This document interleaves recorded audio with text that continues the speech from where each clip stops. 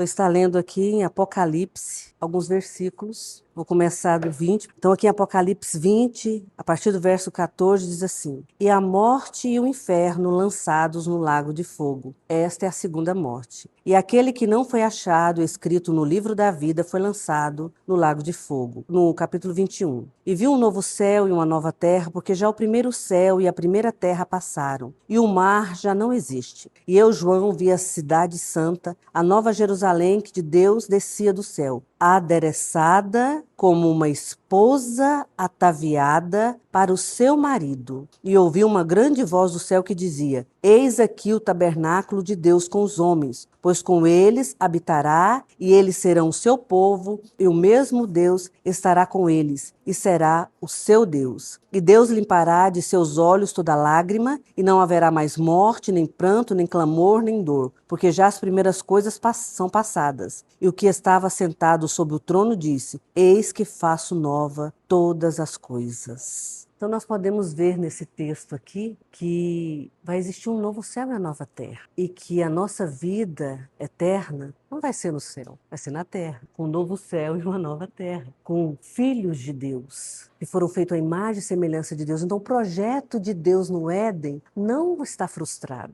Quando Deus fez todo o projeto da terra e tudo que está acontecendo, não está, Deus não disse: nossa, eu não sabia que isso ia acontecer. Não, não existe isso para Deus. Ele sabe todas as coisas. E ele planejou todas as coisas. Então, qual foi o propósito de Deus para tudo isso? Exterminar com o pecado. Porque o pecado é danoso, o pecado é terrível. E o pecado não nasceu com Adão, o pecado nasceu com anjos, que Deus criou primeiramente. Um anjo que era o quê? Que ficava ao lado dele, um anjo numa posição superior, um anjo que ele descreve em Ezequiel. Então, esse anjo, ele queria ser igual a Deus e colocar o seu trono acima do trono de Deus. Então, ele queria ser mais do que Deus. Só que Deus sabe todas as coisas e ele, conhecendo Deus, não conhecia plenamente, porque ninguém vai conhecer Deus plenamente. E quis ele juntar-se os anjos para destronar Deus. E ele foi destruído e lançado para baixo. Então Deus planejou a terra e fazer com nós até aquilo que o próprio anjo quis ser. Porque ele diz que nos faz a imagem e semelhança dele. Como seremos um com ele? Se nós crermos de todo o coração no sacrifício de Jesus, o seu Filho, que é o próprio Deus. É o próprio Deus encarnado, que é a palavra de Deus que se fez carne. Então Deus mesmo planejou a sua morte em resgate da nossa. É de sangue, o sangue do próprio Deus, que nos lavou de todo o pecado.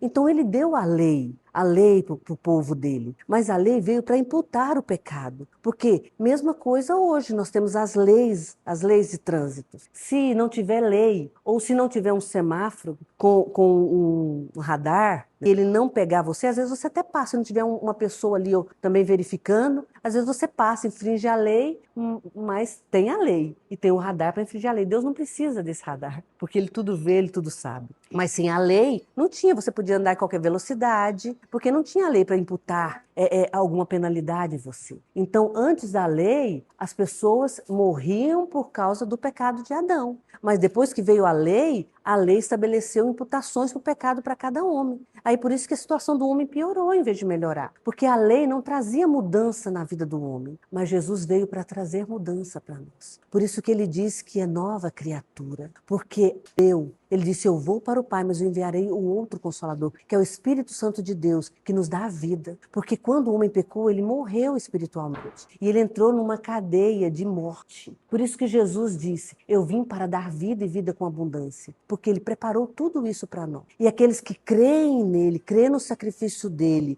e recebem o senhorio de Cristo na sua vida, o Senhor das nossas vidas passa a ser Cristo. E aí começa a haver uma mudança em nós, uma transformação de mente. Ele diz que nos dá a mente de Cristo, o caráter de Deus, uma consciência limpa de pecado, um coração bom. Aí, porque na lei o homem tentava seguir. O homem tentava obedecer, mas ele não conseguia. Por quê? Porque ele era escravo do pecado. E aquilo que ele queria fazer, ele não conseguia, por causa do pecado que estava nele. Mas o sangue de Jesus nos purificou de todo o pecado. E nós nos tornamos um com ele. Essa noiva ataviada que desce, que essa Jerusalém celestial, são os santos que subiram no arrebatamento. E vai voltar como um com Cristo. Vai reinar com um com Cristo. Mas aqueles que não subiram, vai ficar. E aí aquele que vencer. Então quando você vê na Bíblia que está escrito, ao vencedor, aquele que vencer, são aqueles que não subiram e não foram salvos pelo sangue de Cristo, mas vão ser salvos pelos seus próprios esforços de não aceitarem o número da besta e serem degolados por ele. Porque vai ser isso, vai ser muito sofrimento ou dor. Porque se aceitar o número da besta, a mente das pessoas vão ser dominadas por ele. E ela não vai ter mais chance, porque vai estar dominado por ele. Mas não aceitando, ele vai degolar, eles vão ser mortos, mas eles vão ser salvos pelo seu próprio sangue. Aí sim vai vir reinar com Cristo no milênio. Aí eles serão ressuscitados, né? E reinaremos com Cristo no milênio 1000 anos. Aí depois tem uma série de coisas ainda que o diabo vai ser solto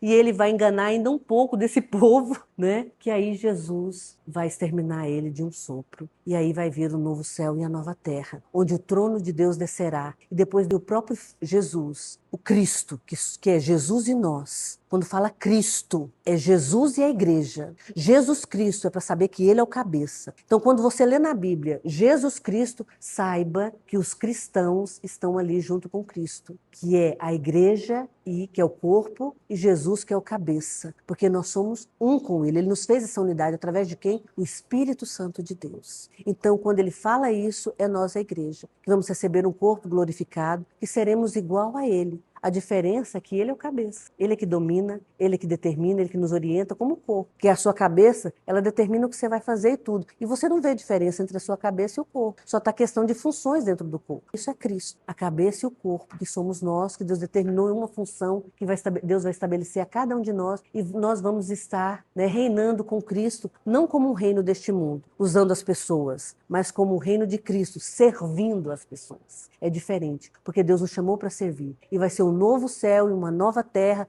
onde realmente a felicidade vai estar presente, onde só vai existir gozo, alegria e conhecimento.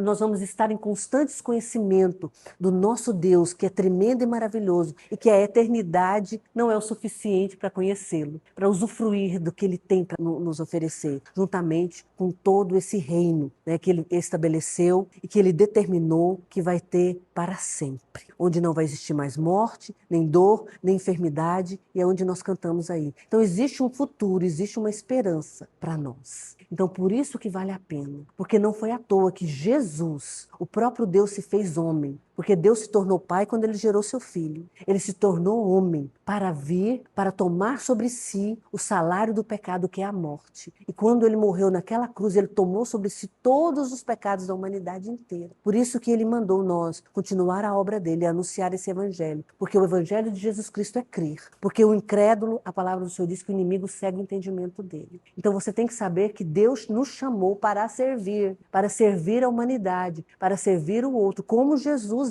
nós somos deste mundo. Jesus não veio para servir ele mesmo. Ele não veio para buscar os seus próprios interesses, mas ele veio para salvar a humanidade. E nós estamos aqui, não precisamos ir para a cruz, porque o sacrifício dele basta. Mas precisamos o quê? Nos entregar a ele, em sacrifício vivo perante a ele, renunciando o quê? Os nossos desejos e as nossas vontades. Mas eu te garanto que ele nos satisfaz. Ele nos satisfaz. Ele é melhor do que todo desejo e vontade que nós podemos ter. E por fim, teremos esse presente maravilhoso que Deus já preparou para nós, que vai descer do céu, quando Jesus disse: não vos deixarei só, irei vos preparar um lugar, e quando eu voltarei e buscarei, para onde eu estiver, vós estáis comigo. Então, quando ele arrebatar a igreja, nós vamos estar com ele para sempre, e nunca mais estaremos apartados, porque nós vamos para essa Jerusalém celestial, e depois nós vamos descer com ele, para estar aí, em todo esse processo, mas um com ele, com a mesma natureza, e não é só lá não, aqui hoje, ele quer que nós tomamos posse disso, por isso que é crescer na graça e no conhecimento conhecimento do Senhor Jesus, para nós atingirmos essa